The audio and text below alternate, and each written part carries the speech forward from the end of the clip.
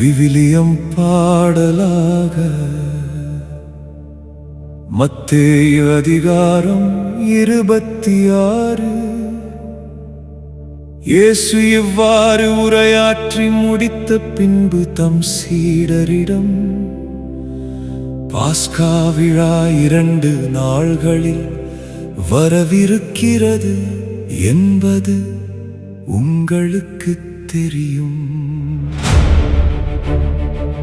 அப்பொழுது மானிட மகன் சிலுவையில் அறையப்படுவதற்கென காட்டிக் கொடுக்கப்படுவார் என்றார். அதே நேரத்தில் தலைமை குருக்களும் மக்களின் மூப்பர்களும் கயவா என்னும் தலைமை குருவின் மாளிகை முற்றத்தில் ஒன்று கூடினார்கள். செய்ய அவர்கள் கலந்து ஆலோசித்தார்கள். ஆயினும் விழாவின் போது வேண்டாம் மக்களிடையே கலகம் ஏற்படக்கூடும் என்று அவர்கள் பேசிக் கொண்டார்கள். பெத்தானியாவில் தொழுநோயாளர் சீமோன் இல்லத்தில் இருந்தார். அவர் பந்தியில் அமர்ந்திருந்த போது விலையுயர்ந்த நறுமண தைலம் கொண்ட படிகச் சிமிழுடன் பெண் ஒருவர் அவரிடம் வந்து அதை அவர் தலையில் ஊற்றினார். இதை கண்ட சீடர்கள் கோபமடைந்து, இந்த தைலத்தை இவ்வாறு வீணாக்குவதேன்? இதை நல்ல விலைக்கு விற்று ஏழைகளுக்கு கொடுத்திருக்கலாமே என்றார்கள். இதை அறிந்த இயேசு, ஏன் இந்த பெண்ணுக்கு தொல்லை கொடுக்கிறீர்கள்? அவர் எனக்கு செய்தது முறையான செயலே. ஏழைகள் எப்போதுமே உங்களோடு இருக்கிறார்கள், ஆனால் நான் எப்போதும் உங்களோடு இருக்கப் போவதில்லை. இவர் இந்த நறுமண தைலத்தை எனது உடல் மீது ஊற்றி எனது அடக்கத்திற்கு ஆயத்தம் செய்தார். உலகம் முழுவதும் எங்கெல்லாம் இந்நற்செய்தி அறிவிக்கப்படுமோ அங்கெல்லாம் இப்பெண் செய்ததும் எடுத்து கூறப்படும் இவரும் நினைவு கூறப்படுவார் என்று நான் உறுதியாக உங்களுக்கு சொல்கிறேன் என்று கூறினார். பின்னர் 12 ஒருவனாகிய யூதாஸ் இஸ்காரியோத்து தலைமை குருவிடம் வந்து, இயேசுவை உங்களுக்கு நான் காட்டிக் கொடுத்தால் எனக்கு என்ன தருவீர்கள் என்று கேட்டான். அவர்களும் 30 வெள்ளி காசுகளை எண்ணி அவனுக்கு கொடுத்தார்கள். அது முதல் அவன் அவரை காட்டிக் கொடுப்பதற்கு வாய்ப்பு தேடிக் கொண்டிருந்தார்.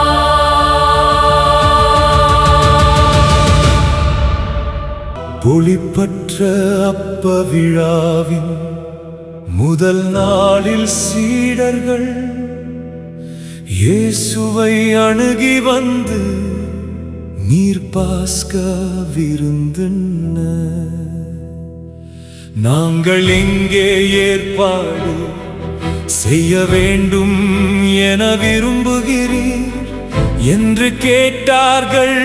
இயேசு அவர்களிடம், நீங்கள் புறப்பட்டு நகருக்குள் சென்று இன்னாரிடம் போய், எனது நேரம் நெருங்கி வந்து விட்டது,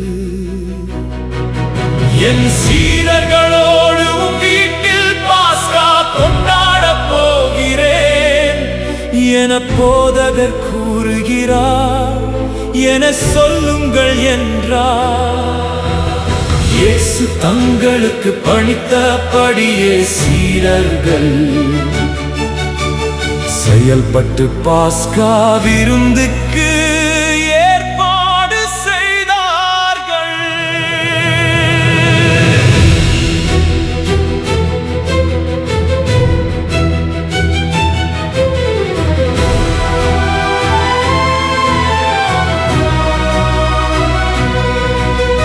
மாலை வேளையானதும் அவர் 12 பந்தியில் அமர்ந்தார். அவர்கள் உண்டு கொண்டிருந்த பொழுது அவர், உங்களுள் ஒருவன் என்னை காட்டிக் கொடுப்பான் என உறுதியாக உங்களுக்கு சொல்கிறேன் என்றார். அப்பொழுது அவர்கள் மிகவும் வருத்தமுற்றவர்களாய், ஆண்டவரே அது நானோ என ஒவ்வொருவரும் அவரிடம் கேட்கத் தொடங்கினார்கள். அதற்கு அவர், என்னுடன் பாத்திரத்தில் தொட்டு உண்பவனே என்னை காட்டிக் கொடுப்பான். மானிட மகன் தம்மை பற்றி மறைநூலில் எழுதியுள்ளபடியே போகிறாரானால் ஐயோ, அவரை காட்டிக் கொடுக்கிறவனுக்கு கேடு. அம்மனிதன் பிறவாதிருந்தார் அவனுக்கு நலமாயிருந்திருக்கும் என்றார்.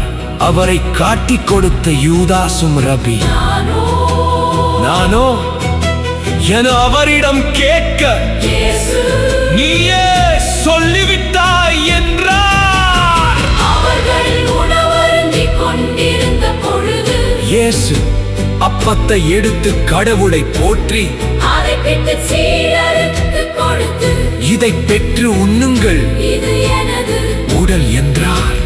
பின்பு கிண்ணத்தை எடுத்து கடவுளுக்கு நன்றி செலுத்தி அவர்களுக்கு கொடுத்து, இதில் உள்ளதை அனைவரும் பருகுங்கள், ஏனெனில் இது எனது உடன்படிக்கையின் இரத்தம், பலருடைய பாவ மன்னிப்புக்காக சிந்தப்படும் இரக்கம்.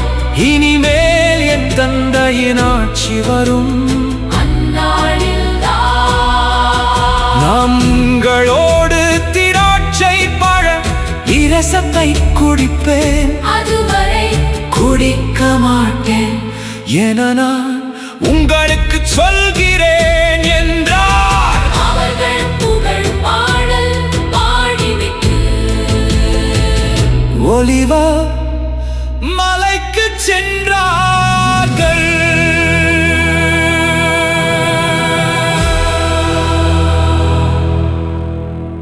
அதன் பின்பு இயேசு அவர்களிடம், இன்றிரவு நீங்கள் அனைவரும் என்னை விட்டு ஓடிப் போவீர்கள். ஏனெனில் ஆயரை வெட்டுவேன், அப்போது மந்தையில் உள்ள ஆடுகள் சிதறடிக்கப்படும் என்று மறைநூலில் எழுதியுள்ளது. நான் உயிருடன் எழுப்பப்பட்ட பின்பு உங்களுக்கு முன்பே கலிலேயாவுக்கு போவேன் என்றார்.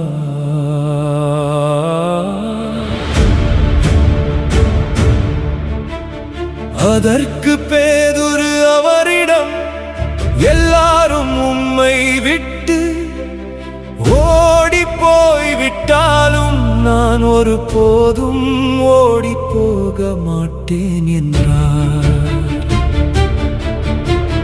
இயேசு அவரிடம், இன்றிரவில் சேவல் கூவும் மும்முறை நீ என்னை மறுதலிப்பாய் என உறுதியாக உனக்கு சொல்கிறேன் என்றார். பேதுரு அவரிடம், நான் உம்மோடு சேர்ந்து இறக்க வேண்டியிருந்தாலும் உம்மை ஒருபோதும் மறுதலிக்க மாட்டேன் என்றார். அவ்வாறே சீடர்கள் அனைவரும் சொன்னார்கள்.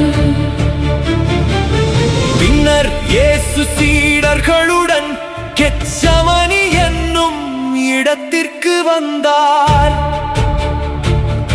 அவர், நான் அங்கே போய் இறைவனிடம் வேண்டும் வரை இங்கே அமர்ந்திருங்கள் என்று அவர்களிடம் கூறி, பேதுருவையும் செபதேயுவின் மக்கள் இருவரையும் தம்முடன் கூட்டிச் சென்றார்.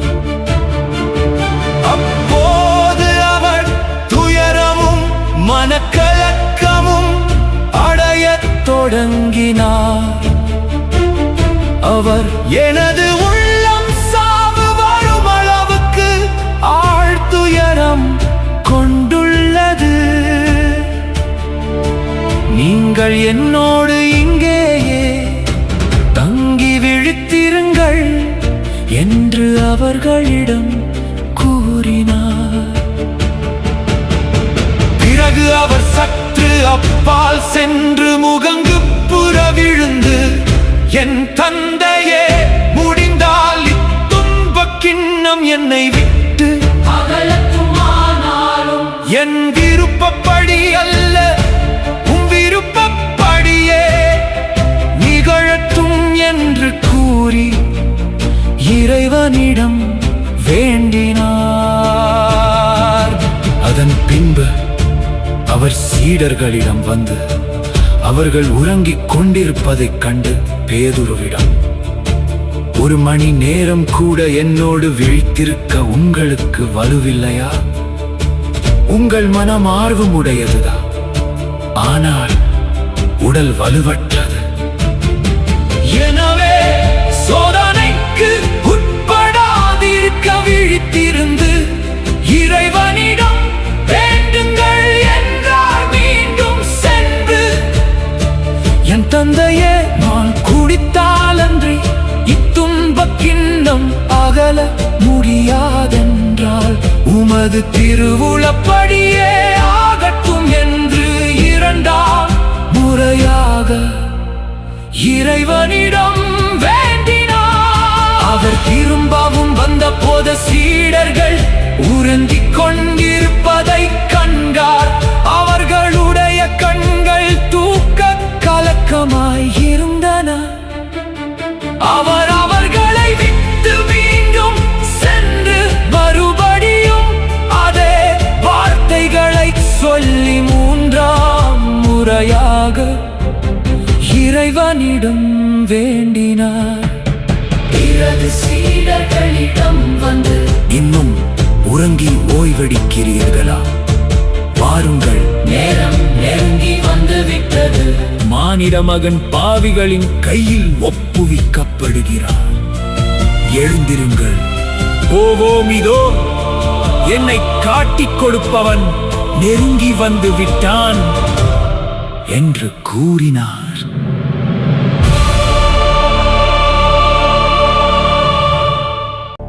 இயேசு தொடர்ந்து பேசிக் கொண்டிருந்த போது 12 ஒருவனாகிய யூதாசு அங்கு வந்தான்.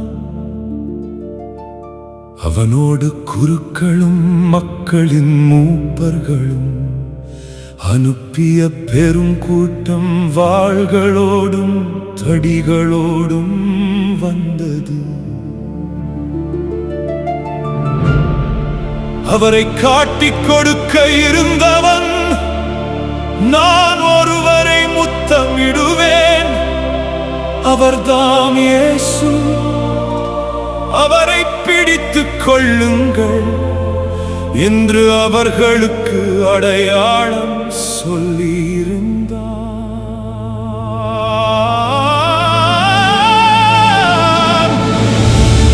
அவன் நேராக இயேசுவிடம் சென்று, ரபி வாழ்க என கூறிக்கொண்டே அவரை முத்தமிட்டார்.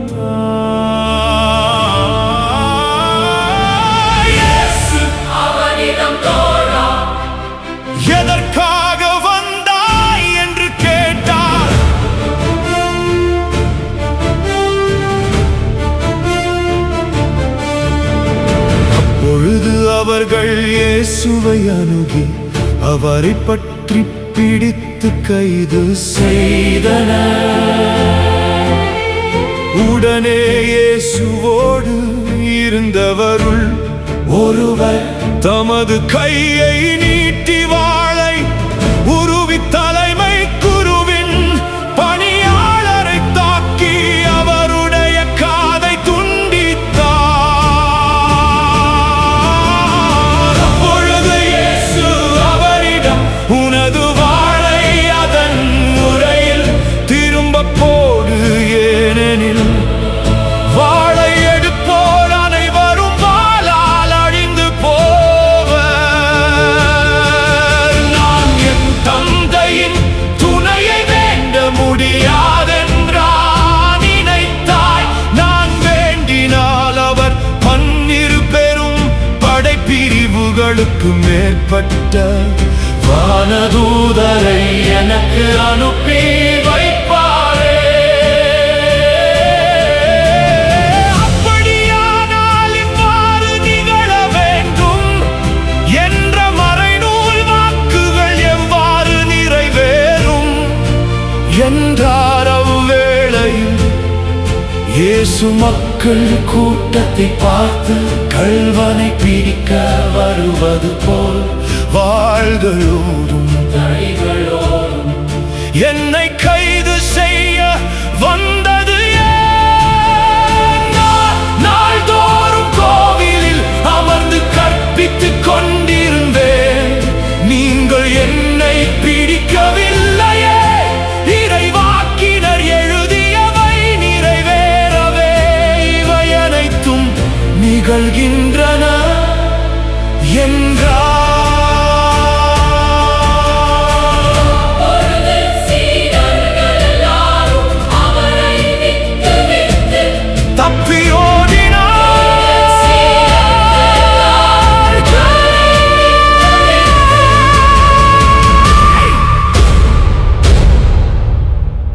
இயேசுவை பிடித்தவர்கள் அவரை தலைமை குரு கயபாவிடம் கூட்டிச் சென்றார்கள். அங்கே மறைநூல் அறிஞரும் மூப்பர்களும் கூடி வந்தார்கள். பேதுரு தொலையில் அவரை பின்தொடர்ந்து தலைமை குருவின் வீட்டு முற்றம் வரை வந்து வழக்கின் முடிவை பற்றி தெரிந்து கொள்வதற்காக உள்ளே நுழைந்து காவலரோடு உட்கார்ந்திருந்தார்.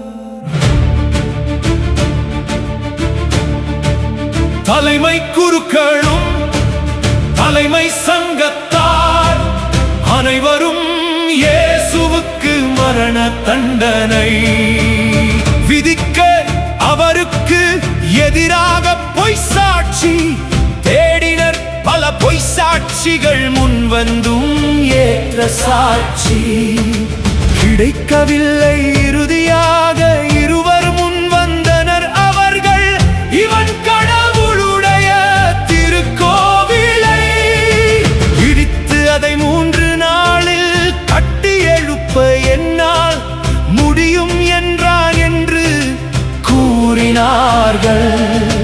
அப்பொழுது தலைமை குரு எழுந்து அவரிடம், இவர்கள் உனக்கு எதிராக கூறும் சான்றுக்கு மறுமொழி கூற மாட்டாயா என்று கேட்டாரானார்.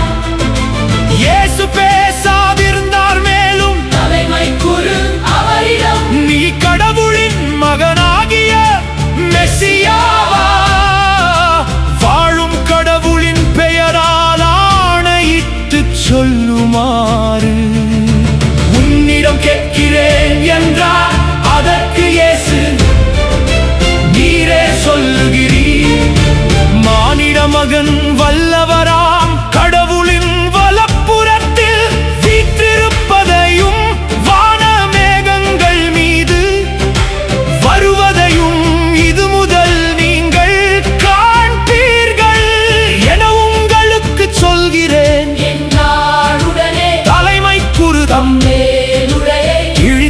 கொண்டு இவன் கடவுளை பழித்துரைத்தான். இன்னும் நமக்கு சான்றுகள் தேவையா?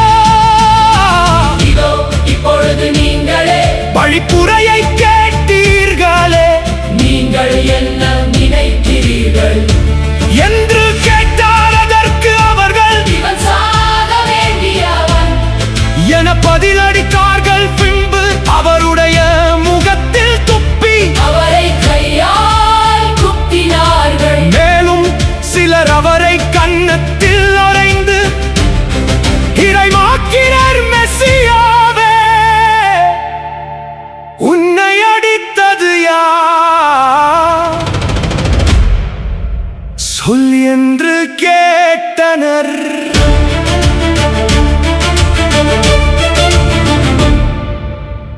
பேதுரு வெளியே முற்றத்தில் உட்கார்ந்திருந்தார். பணிப்பெண் ஒருவர் அவரிடம் வந்து, நீயும் கலிலேயனாகிய இயேசுவோடு இருந்தவன்தானே என்றார். அவரோ, நீர் சொல்வது என்னவென்று எனக்கு தெரியவில்லை என்று அவர்கள் அனைவர் முன்னிலையிலும் மறுதலித்தார். அவர் வெளியே வாயில் அருகே சென்றபோது வேறொரு பணிப்பெண் அவரைக் கண்டு, இவன் நாசரேத்து இயேசுவோடு இருந்தவன் என்று அங்கிருந்தோரிடம் சொன்னார். ஆனால் பேதுரு, இம்மனிதனை எனக்கு தெரியாது என ஆணையிட்டு மீண்டும் மறுதலித்தார். சற்று நேரத்திற்கு பின் அங்கே நின்றவர்கள் பேதுருவிடம் வந்து, உண்மையாகவே நீயும் அவர்களை சேர்ந்தவனே, ஏனெனில் உன் பேச்சே உன்னை யார் என்று காட்டிக் கொடுக்கிறது என்று கூறினார்கள். அப்பொழுது அவர், இந்த மனிதனை எனக்கு தெரியாது என்று சொல்லி சபிக்கவும் ஆணையிடவும் தொடங்கினார். உடனே சேவல் கூவிற்று. அப்பொழுது சேவல் கூவும் முன் நீ என்னை மும்முறை மறுதலிப்பாய் என்று இயேசு கூறியதை பேதுரு நினைவு கூர்ந்து வெளியே சென்று மனம் நொந்து அழுதார்.